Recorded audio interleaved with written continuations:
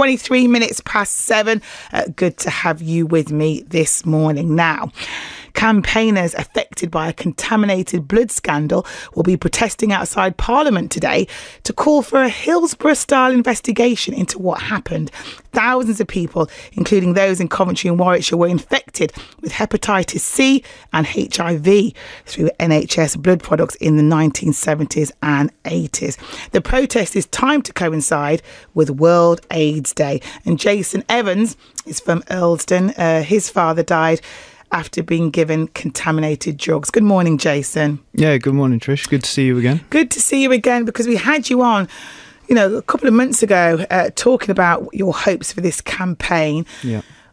Let's just go back to the story in case people don't know your story. Your father sadly died after becoming infected with HIV and hepatitis C. Today is World AIDS Day. It must be very poignant for you today.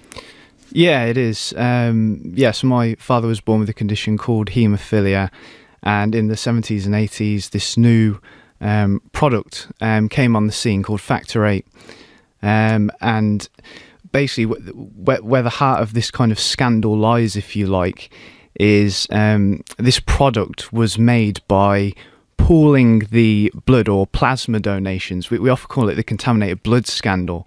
In relation to haemophilia, we're not actually talking about blood, we're talking about plasma.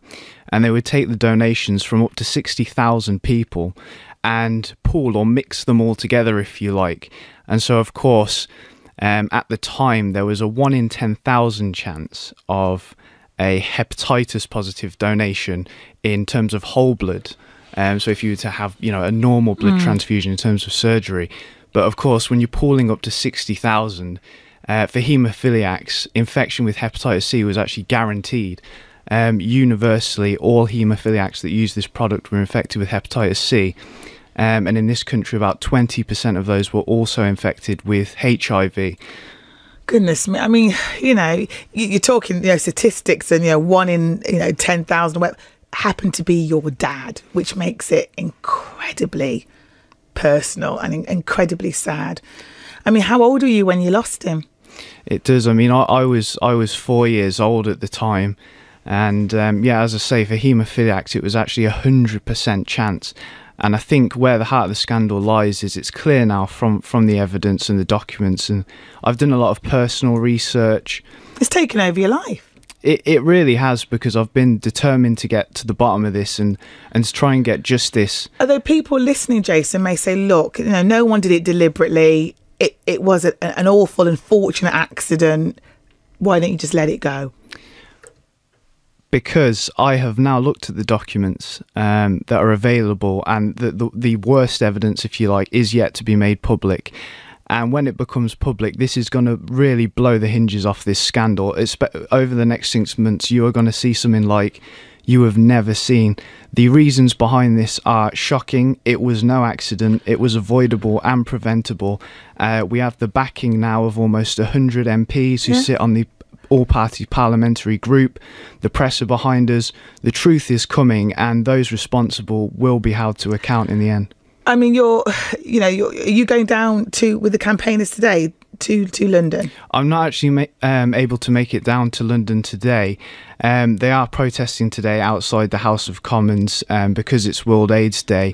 I was down at the House of Commons last Thursday where there was a debate in the House of Commons where I must add the Health Minister, Nicola Blackwood, has now been accused of misleading the House. OK, well, she's not here to defend herself, so we have to be careful around that. But just very quickly, you with the campaigners are calling for a Hillsborough-style investigation. So we know what happened there. Justice finally was meted out, thank God.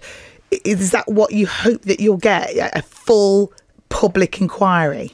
Yes, it is, or some form of investigation. It's worth adding that MP Andy Burnham, who was very, he was behind the Hillsborough inquiry to a great extent.